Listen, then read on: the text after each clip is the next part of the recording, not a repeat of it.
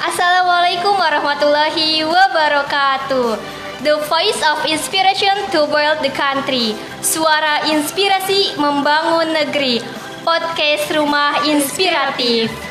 Hai sahabat inspiratif semua, senang rasanya kali ini saya Mita Oktaviani dengan rekan saya Anissa Febi Azahra akan membersamai teman-teman semua di acara Terminal Teman Rumpi Anak Milenial. Nah, sebelum kita memulai pembahasan, saya ingin mengajak teman-teman semua untuk ikut membersamai memuliakan para penghafal Al-Quran di Pondok Pesantren Tahfidzul Quran Sabilur Rahman dengan gerakan 3S. Sehari 1.000, seminggu 10.000, sebulan 100.000. Disalurkan melalui Bank Mandiri Syariah dengan nomor 7134471233 atas nama Pondok Pesantren Sabilur Rahman. Nah, kita langsung saja ya mulai ke pembahasan. Jadi kali ini kita akan ngebahas tentang tips mengolah rasa putus asa menjadi energi ketegaran ya.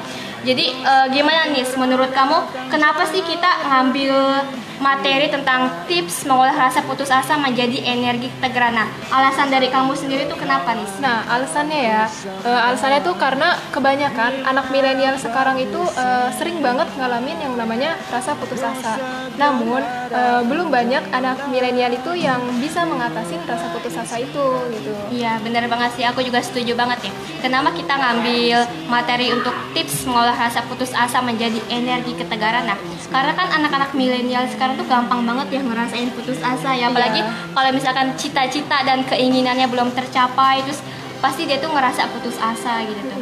Nah, dari kan putus asa ini kan ada ciri-cirinya ya, kayak misalkan depresi. Nah, kalau udah depresi tuh orang pasti ngalamin kayak putus asa. Nah, kalau dari kamu sendiri nih, ciri-ciri depresi itu seperti apa nih? Nah, ciri-ciri yang pertama itu sulit untuk memusatkan pikiran. Jadi kan bukan hanya anak-anak aja ya, namun orang dewasa juga sering banget ngalamin yang namanya depresi. Nah, jadi umumnya tuh kayak sulit untuk berkonsentrasi ataupun mudah lupa kayak gitu. Misalnya kita ada masalah nih di keluarga. Nah, sedangkan kita harus berangkat sekolah. Di saat sekolah kita tuh lupa gitu. Bukan lupa sih, kayak sulit untuk berkonsentrasi, bahkan mata pelajarannya tuh nggak masuk gitu loh. Ya, jadi pikirannya bisa dibilang sih kebawa kemana-mana ya. Iya, benar sih. Nih, kalau menurut aku sendiri ciri-ciri dari depresi itu salah satunya kayak pandangan negatifnya. Orang kalau udah ngalamin depresi ringan, dia tuh selalu melihat hal posisi buruknya nih. Kayak misalkan dia tuh ngerasa kalau dia tuh paling bodoh gitu. Kalau dia tuh kayak hidup tuh kayak nggak berguna banget gitu tuh. Itu kan udah termasuk kayak depresi ringan ya. Terus ada lagi nggak nih dari kamu ciri-cirinya? Ya, yang kan tadi kan merasa nggak berguna ya. Jadi dia tuh apa sih yang saya tuh nggak bisa apa-apa kayak gitu. Dia tuh dirinya pengen banget udahlah kayak udahan aja hidupnya kayak gitu kan. Itu kalau yang depresi ya pasti tujuan hidupnya tuh kayak ya udahlah buat apa gitu hidup itu. Terus juga dia tuh sering ngerasa bersalah gitu. Jadi setiap kegagalan itu dari kesalahan dirinya sendiri gitu. Dia ngerasanya kayak gitu. Nah, terus nih ya, orang yang ngalamin depresi juga dia selalu merasa putus asa gitu. Apa-apa kayak putus asa gitu. Nah, ini yang mau kita bahas ya nanti. Iya, benar sekali. Nah, terus ada lagi satu. Jadi kita tuh kayak merasa disisihkan gitu. Ketika kita depresi, kita tuh kayak pengennya ngejauh dari teman-teman gitu, pengennya menyendiri aja. Tapi menurut dia tuh sedang dijauhin oleh teman-temannya, padahal dia sendiri yang ngejauhin teman-temannya gitu. Jadi kan dari putus asa ini kan tadi ciri-cirinya itu kayak depresi gitu ya. Nah, dari putus asa ini pasti ada penyebabnya tuh. Apa nih penyebabnya nih? Penyebab dari putus asa itu? Nah, sempet sih pernah ngalamin yang namanya putus asa. Apalagi pas aku itu lulus SMA, kan pasti pada banyak SNMPTN, SBM, pendaftaran kuliah gitu kan. Sedangkan di situ aku lagi nggak daftar apapun. Aku lebih fokus ke daftar poluan. Karena aku dari kecil cita-citanya pengen jadi poluan kan. Jadi aku berusaha semaksimal mungkin. Aku pengen ngebanggain orang tua aku dan nggak mau ngecewain orang tua aku. Tapi pas waktu aku tes, aku tuh gugur di tes kesehatan, dan itu orang tua tuh merasa kecewa banget, dan aku ngasih ngerasa sampai sekarang nih kayak belum jadi anak yang baik gitu. Tapi aku di situ juga bingung karena aku nggak daftar apapun kan, sedangkan teman-teman aku tuh udah daftar kuliah di mana-mana gitu, udah dapet. Nah akhirnya aku daftar lah di UIN. Aku juga daftar di Farmasi Cilegon. Nah di Farmasi Cilegon aku nggak dapet, tapi pas waktu tes kedua aku dapet. Sedangkan di UIN juga dapet, jadi aku bingung tuh ya. Tadi yang Polwana nggak dapet, sekarang dua-duanya dapet, jadi bingung milih. Akhirnya aku milih di UIN. Dan di UIN juga aku ngerasa kayak salah jurusan gitu. Salah jurusan. Iya. Terus gimana tuh? Kan aku dari IPA, tapi aku masuk ke jurusan Hukum Ekonomi Syariah. Ya, sama sih aku juga dari IPA ya. Iya, jadi kayak gimana ya, di SMA tuh belum belajar bahasa Arab. Sedangkan di UIN itu belajar bahasa Arab, di situ aku kayak ngerasa putus asa. Terus aku bilang ke ibu aku, Bu, udah ya, bisa mau berhenti kuliah, kayak gitu kan rasanya. Udah sih kamu lanjutin aja, kalau misalnya udah terjun ke jurusan itu ya udah kamu jalanin aja, nanti juga lama-lama bakal terbiasa kayak gitu. Dan alhamdulillah sekarang terbiasa. Iya, alhamdulillah ya. Jadi kan penyebab putus asa ini kan bisa aja disebabkan karena mungkin cita-cita atau keinginannya belum tercapai gitu. Terus dia merasa gagal ya. Kita sharing-sharing aja ya teman-teman, kita berbagi pengalaman. Jadi dulu juga saya pernah tuh pas masuk UIN kan daftar ya, ada 3 jalur kan. Iya. Nah, saya nggak ikut pas jalur pertama tuh.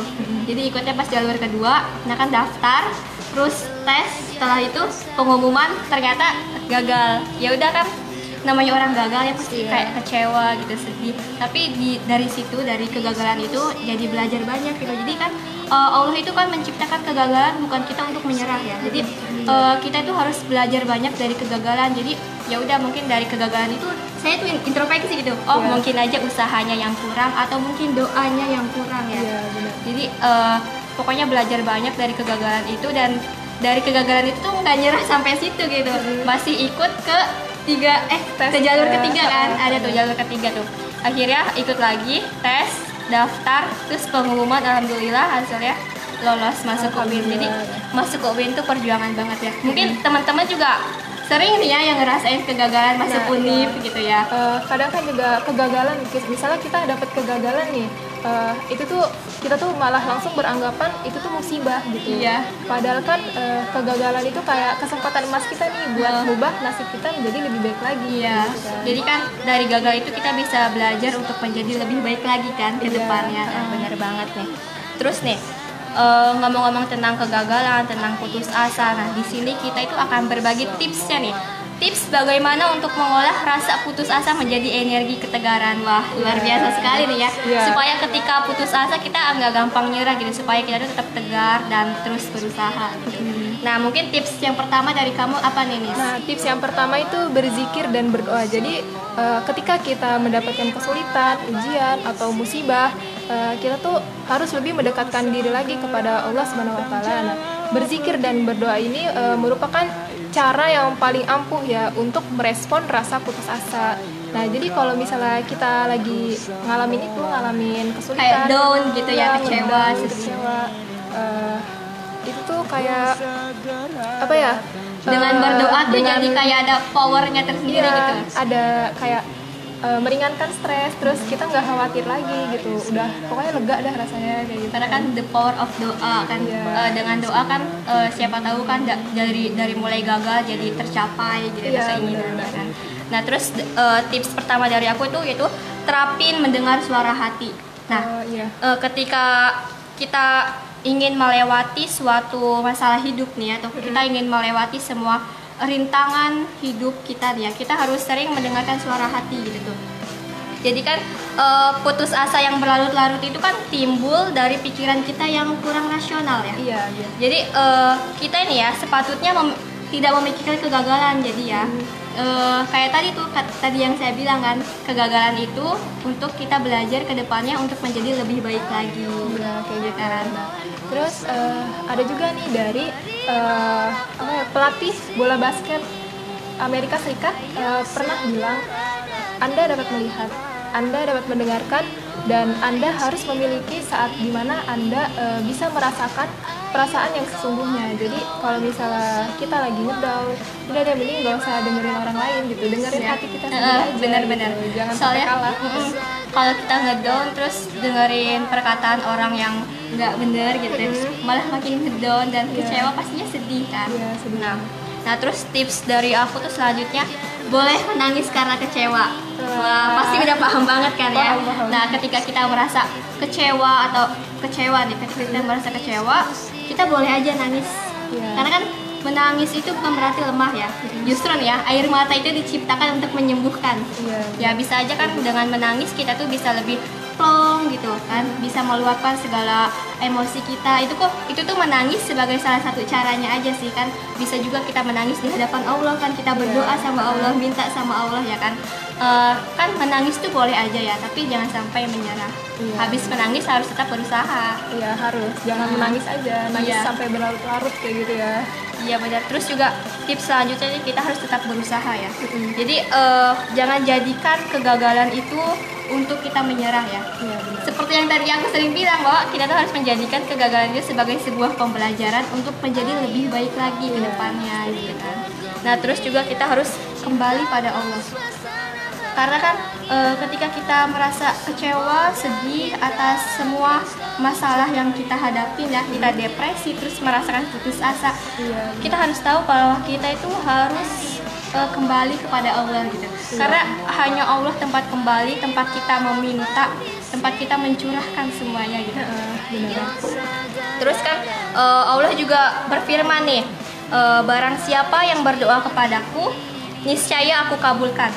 Barang siapa yang meminta kepadaku, niscaya aku penuhi. Dan barang siapa yang memohon ampun kepadaku, niscaya aku ampuni. Hadis riwayat Bukhari Muslim. Nah, itu tuh firman Allah yang luar biasa banget gitu, yang bisa kita jadikan pembelajaran kan. Buat apa putus asa gitu tuh ya.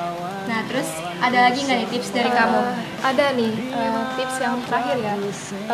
Pribadi yang tegar. Jadi selama kita mendapatkan ujian, coba deh kita tegar. Tegar itu kan sama aja halnya kayak sabar ya. Jadi sabar itu termasuk ke dalam nikmat dunia. Nah, di sini juga kita pengen ngebahas Nikmat-nikmat Allah nikmat ya. Allah Subhanahu wa taala. Nah, jadi nikmatnya itu ada 5 ya. Nah, nikmat yang pertama ini adalah nikmat fitriyah, yaitu nikmat yang ada di dalam diri kita atau personal kita. Kayak misalnya kita tuh dikasih mata, hidung, mulut, dan lain sebagainya. Walaupun ada beberapa yang nggak sempurna, tapi kita harus tetap bersyukur kayak gitu. Iya, terus ada juga nih nikmat ikhtiariyah. Nikmat ikhtiariyah itu nikmat yang diperoleh dari usaha kitanya ya Iya, kan.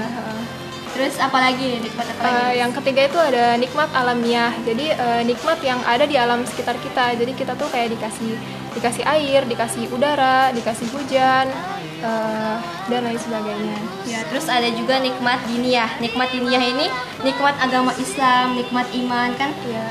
Kita itu menjalankan perintah Allah dan menjauhkan larangannya kan. Iya.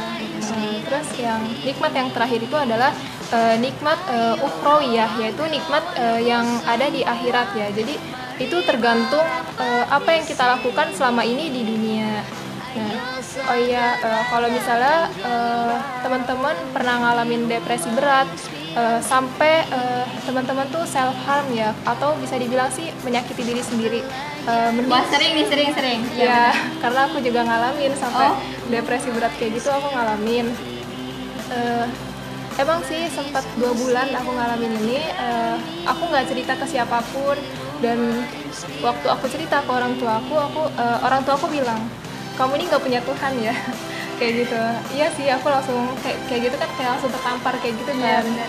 Akhirnya ya udah deh, aku lebih ngedeketin diri lagi sama Allah. Alhamdulillah sekarang udah tenang dan udah nggak kayak gitu lagi, lagi. Nah, maka dari itu kan kita tuh harus selalu mendekatkan diri kita kepada Allah ya, karena itu kan bisa meningkatkan rasa ketegaran kita ya, apalagi saat putus asa gitu kan. Nah, agar kita bisa tegar itu kita harus punya kesehatan mental yang baik. Jadi dengan punya kesehatan mental yang baik, kita tuh bisa merespon masalah tuh dengan bijaksana, tidak tergesa-gesa untuk memilih sesuatu kayak gitu kan. Dan pikiran kita tuh nggak negatif terus kayak gitu. Kadang kan kalau orang depresi tuh kayak apa ya, sensitif dengan perkataan orang lain. Bahkan jujur ketika depresi kayak aku tuh bisa ngerasain orang ini benci nggak sama aku kayak gitu, misalnya dari chatan aja aku tahu kayak gitu kan. Bisa ngerasain gitu tuh.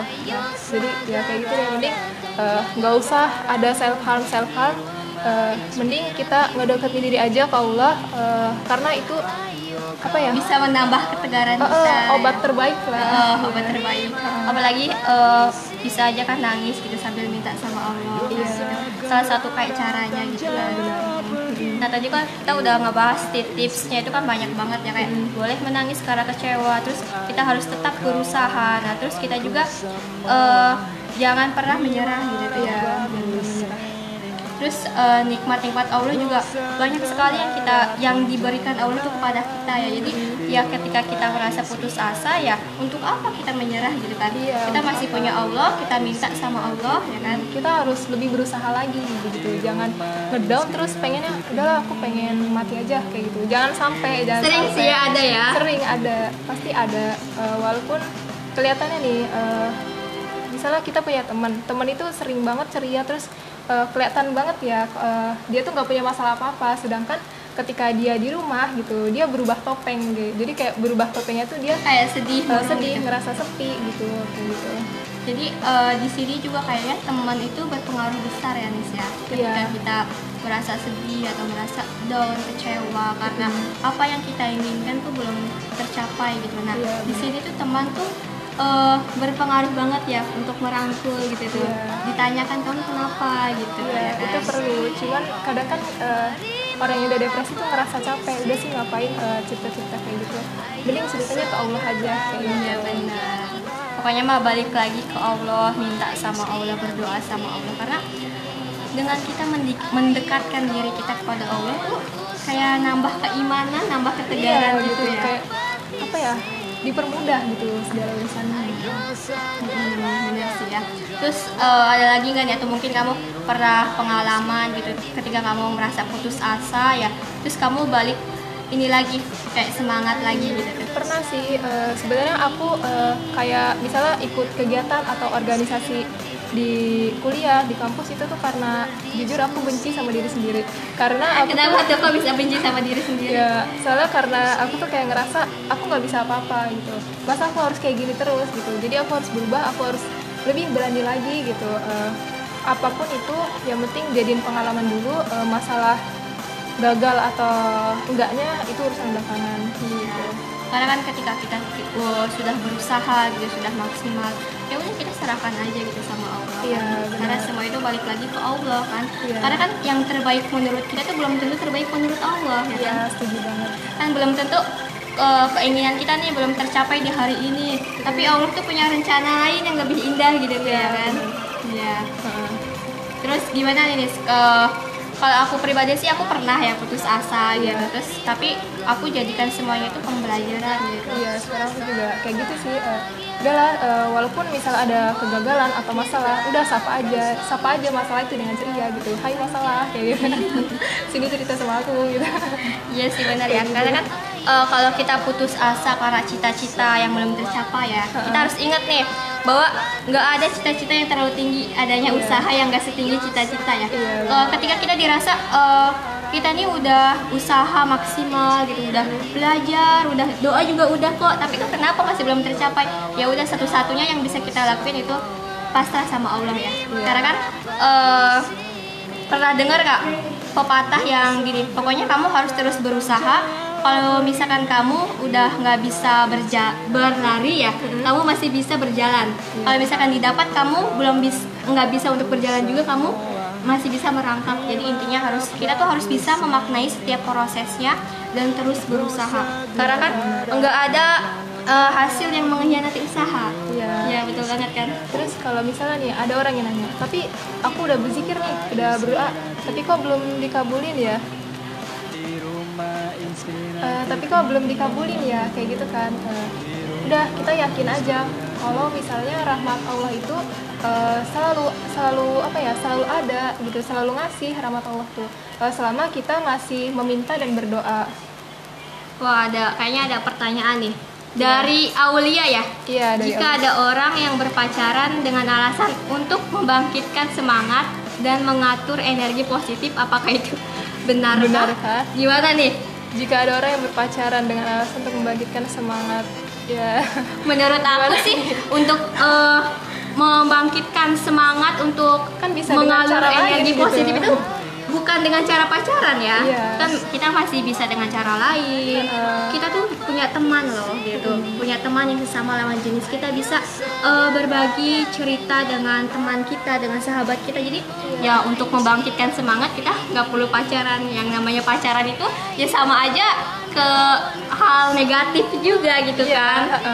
Kan pacarannya misalnya abis semangat, abis ngebangkitin semangat, apalagi nih terakhirnya dia Kan ngebahas apa lagi? bisa aja nih ya putus asa juga karena pacaran. Iya, Dengan ada juga. putus cinta terus dia tuh jadi putus asa ya udah gitu Iya, kan. kan kadang itu apa ya?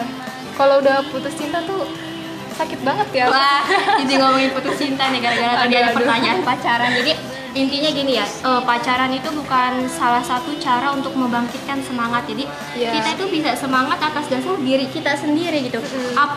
Kita tuh selalu memulai dari diri kitanya sendiri gitu. Iya. Kalau dari diri kitanya nggak semangat, ya kedepannya juga nggak bakal semangat. Jadi bukan karena pacaran ya. Iya benar. Kalau misalnya pengen dapat hasil yang lebih baik, ya udah jangan berpacaran. Iya benar, karena kan Allah itu kan nggak suka ya sama yang pacaran gitu kan, sama hal-hal yang pokoknya kan kita harus mendekatkan kepada Allah, kita jauhi larangannya dan mendekati segala perintahnya. Kan Allah itu tidak pernah memerintahkan untuk pacaran ya, jadi ya untuk apa pacaran? Jadi untuk membangkitkan semangat tuh ya dimulai dari diri kita sendiri gitu. Benar. Jadi gitu ya, jadi ketika misalkan pengen pacaran nih supaya lebih semangat gitu, supaya ada energi positif gitu. Iya. Sebenarnya energi positif ini dari mana yang namanya pacaran? Energi negatif ya kan? Iya benar. Ya, gimana ya? Itu kan kayak belum muhrim gitu. Iya benar. Terus juga bisa aja kan ketika pacaran terus berantem, putus cinta, akhirnya malah putus asa, depresi, aduh. Tambah sakit gitu. Iya, ya. tambah Sakitnya sakit yang ada. double. Iya benar banget. Terus gimana nih pendapat kamu gitu? Jika misalkan orang putus asa tuh pasti kan dia itu kayak nggak mau ngapa-ngapain gitu, kayak nggak semangat gitu, malas ngapa-ngapain, kayaknya buat hidup juga kayak nggak guna gitu, merasa dirinya tuh paling bodoh gitu. Iya. Ada nggak nih, misalkan dari kamu tuh harus gimana gitu biar makin semangat gitu? Ya sebenarnya nggak apa-apa sih kalau misalnya kita lagi ngerasa putus asa gitu ya. Paling itu sifatnya sementara, nggak terus-terusan, cuman itu bakal bertemu lagi dengan pemikiran itu gitu. Jadi udahlah, mending deketin diri aja kepada Allah. Iya, terus tapi katanya sekarang tuh banyak yang beralasan kita cuma deket doang kok gitu kan. Oh, Cuma iya, buat ini doang, buat booster, penyemangat. Jadi gitu. bisa dibilang sih hubungan tanpa status ya. Hubungan tanpa status. Iya. Jadi ya kita cuma deket doang kok, nggak pacaran. Yang namanya deket sama lawan jenis tuh ya sama aja. Iya. Kayak maksudnya nggak pacaran. Maksudnya pacaran itu kan sebagai status aja ya. Iya. Kalau misalkan yang dilakukannya sama aja, dekat doang gitu. Deket doang kayak gitu. Tapi kalau misalnya pengen ngebahas hal yang bermanfaat itu boleh aja, cuman jangan terlalu keseringan ya. Iya benar. Jadi kan kayak cuman enggak kok, nggak pacaran, cuma deket doang. Iya, Ya sama aja pacaran juga kan deket doang. Percuma kalau ada perasaan. Iya, pokoknya mah ya kita nih harus bisa lah menjaga perasaan kita. Dimana kan setiap masalah yang kita alami itu kita harus ingat bahwa kita tuh masih punya Allah gitu. Kita masih bisa balik lagi kepada Allah gitu tuh. Karena kan Allah itu menurut aku tempat curhat terbaik ya. Iya benar. Karena kan apalagi di malam tahajud gitu kan, di Iya. waktu-waktu tahajud terus bangun berdoa minta sama Allah Sampai kita gitu. nangis-nangis tuh rasanya plong gitu. Iya, plong gitu. Rasa khawatirnya itu udah nggak ada, lega banget pokoknya. Jadi ya udah kita pasrah aja, tapi kita harus berusaha. Gitu. Iya. Jadi kalau alasannya cuma deket doang kok nggak pacaran, ya sebenarnya kita juga kan masih punya sahabat ya yang sesama jenis nih. Misalnya masih punya sahabat ya, kita bisa aja bercerita sama sahabat kita ya. Iya benar. Karena kan kalau misalkan kita nih misalkan dekat sama yang bukan ini ya mahram ya, gitu sama aja kita tuh kayak melaksanakan kayak yang dilarang sama Allah gitu ya kan. Tapi carinya tuh sahabatnya sahabat yang kita percaya gitu. Iya, kan bener. soalnya sahabat punya sahabat gitu. Iya, Ya kan? sahabat punya sahabat terus Teman nanti punya temen gitu kan, nanti beda gitu ceritanya. iya. Jadi kita juga harus punya teman yang memang benar-benar kita percaya. Paham agama. Paham. Jadi kita juga jangan sampai salah milih teman nih, jangan sampai salah milih pergaulan. Karena kan dari pergaulan itu kan bisa aja kita ini kayak merusak itu ya, merusak diri kita gitu kan. Jadi kita tuh harus cari emang yang benar-benar lingkungannya itu yang sepaham gitu, yang paham agama yang khususnya gitu. Kalau sahabatan sama lawan jenis emang nggak boleh ya Kak? Sedangkan teman perempuanku tidak ada yang mengerti aku. Sahabatnya sama lawan jenis emang nggak boleh ya. Sedangkan teman perempuan aku tuh nggak ada yang mengerti aku. Gimana nih Nis? Gimana ya? Jadi itu ya maksudnya sahabat ya sebatas sahabat aja. Kita juga harus tahu bagaimana batasan kita antara berteman dengan lawan jenis kan. Iya. Kita ini harus tahu batasan-batasannya. Oh ternyata nggak boleh gini, nggak boleh gitu gitu. Jadi kita juga harus mengerti nih, oh batasan aku dekat sama si dia tuh sebatas teman aja gitu, nggak lebih, nggak boleh kayak pegangan gitu. Ini kan bukan mungkin kan. Ya udah cerita aja, nambah semangat aja gitu. Asal jangan sampai kebawa perasaan. Kalau cerita boleh sih ya sama lawan jenis, tapi jangan sampai melewati batasan-batasannya. Ya kan? Iya. Terus gimana nih kalau misalkan kan banyak banget ya anak-anak milenial sekarang tuh kayak bosan sendiri gitu tuh, pengen punya pasangan aja lah buat nambah Aduh, semangat nggak betah gitu. sendirian. Ya gimana nih menurut kamu? Mending cari teman deh, atau cari kegiatan yang bermanfaat. Jadi biar kita tuh nggak ngerasa kesepian gitu, bisa happy sama temen yang apa ya, sejenis sama kita gitu. Iya.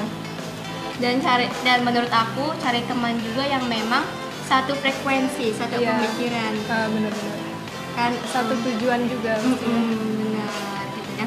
Terus kan jadi kita tuh kan kayak pacaran itu kan kayak nggak boleh kan. Nah jadi ya kita harus tahu lah gitu kalau pacaran itu nggak boleh. Kalau misalkan emang kita pengen semangat itu bukan berarti kita harus pacaran. Kan ada cara lain, ada misalnya kita ikut kegiatan panahan misalnya, kan itu banyak banget teman-teman yang satu tujuan sama kita gitu kan. Iya benar sih, mungkin ketika kita nggak punya kegiatan ya, apalagi gini ya, ketika kita punya masalah, down, nangis, terus kecewa, nggak punya siapa-siapa, akhirnya mendem sendiri di kamar kan ya. Iya. Terus kayak menyendiri gitu tuh nih. Jadi kita tuh harus punya kegiatan juga gitu ya, kegiatan di luar rumah.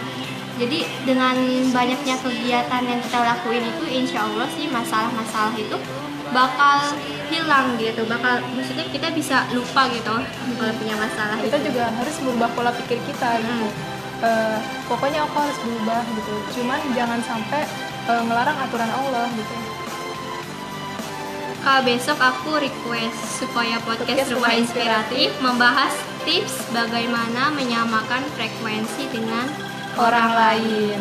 Ya, insya Allah kalau misalkan ada waktu nanti kita bakal membahas tips itu ya, supaya menyamakan pikiran kita tuh supaya satu frekuensi sama orang lain gitu ya. Sebenarnya ya dari lingkungan juga banyak ya. Aku kan sama kamu kayak baru kenal gitu kan, Iya. tapi ngobrol-ngobrol ternyata oh seru juga nih anaknya Iya, gitu, kayak satu pemikirannya frekuensi sama gitu. gitu, Iya, satu bener. frekuensi gitu kan. Kan awal kita ketemu tuh kayak diem terus, aduh aku kayak masih belum bisa deket nih sama dia. Kalau misalnya beda pemikiran kayak gimana ya, pasti kan aku di pikiran aku kayak gitu. Dan ternyata emang asik sih jujur. Tapi menurut aku sih orang-orang kan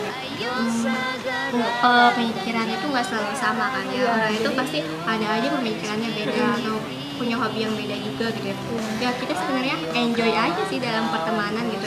Selagi nggak merusak lingkungan kita, selagi nggak merusak diri kita gitu. Iya. Kalau misalnya kita lagi di lingkungan yang bikin merusak diri kita, udah deh mending apa ya, jauhin lah pelan-pelan, jangan jauhin juga sih, kita berteman sama dia, cuman jaga jarak lah gitu. Benar. Iya benar banget sih, soalnya kan teman itu kan banyak banget juga yang menjerumuskan kita gitu. Ada yang baik, ada juga yang enggak gitu. Iya. Jadi maksud aku tuh pertemanan ya lebih asik sih emang satu frekuensi kan, satu pemikiran gitu, lebih ya enjoy aja gitu. Tapi walaupun nggak satu frekuensi, walaupun nggak satu pemikiran, tapi kita tuh masih bisa menyeimbangkan gitu, menghargai gitu. Oh ternyata dia tuh punya hobinya ini, terus pemikirannya tuh gini. Jadi kita tuh ya udahlah, kita seimbangkan aja gitu ya. Iya, Kita hargai aja. terima aja. Jangan sampai kita, kok itu sih pemikiran kamu kayak gitu beda sama aku, harus sama dong kayak gitu kan. Iya. Nah itu kan nggak harus sama gitu. Iya benar. Jadi kan lagian semua orang tuh nggak harus punya pemikiran sama juga kan. Tapi kalau misalnya punya pemikiran yang sama pun itu lebih bagus menurut aku ya. Nah, jadi kayak lebih enak nih buat ngobrol, kayak lebih deketnya gitu, cepet deketnya. Iya benar-benar sih. Terus nih ya, tadi kan kita udah ngebahas tips putus asa kan ada beberapa tips yang udah kita kasih ya ke teman-teman ya. Semoga tipsnya kita ini bermanfaat buat teman-teman ketika teman-teman itu merasa putus asa, mungkin karena gagal, karena keinginan atau cita-citanya belum tercapai, akhirnya kecewa, sedih, terus kayak ngalamin depresi gitu kan, salah satu ciri-cirinya itu. Terus ya terus teman-teman merasa putus asa, jadi teman-teman tuh harus bisa memaknai setiap prosesnya. Kayak tadi kan, kegagalan itu kita jadikan sebagai pembelajaran kita untuk menjadi lebih baik lagi ke depannya. Kalau misalnya kita masih takut buat ngelakuin hal sesuatu atau ngelakuin kebaikan, mending sekarang beraniin diri aja gitu buat ngelakuin itu, daripada nanti teman-teman bisa kehilangan kesempatan itu gitu. Iya, karena kan kita tuh jangan pernah menyerah gitu, kita harus berusaha, karena kan nggak ada hasil yang mengkhianati usaha. Wah, sering dengar kan kata-kata itu ya, nggak ada hasil yang mengkhianati usaha, ya itu ya benar gitu. Ketika kita berusaha maksimal, terus juga diiringi dengan doa, ya insya Allah itu akan kabulkan gitu. Nah, itu sih beberapa tips dari kita, semoga bermanfaat buat teman-teman semua, dan teman-teman semua bisa mengaplikasikannya di kehidupan sehari-hari, terutama bagi kita ya, supaya ketika kita merasa putus asa kita jadi lebih tegar gitu, nggak gampang nyerah gitu kan. Ya mungkin itu aja kali ya tips dari kita, karena kita juga udah lumayan lama nih ngerumpi kan. Jadi saya Mita Oktaviani pamit undur diri. Dan saya Anissa Febiazahra Zahra, kita berdua pamit undur diri dengan mengucapkan alhamdulillahirabbil alamin. Wassalamualaikum warahmatullahi wabarakatuh.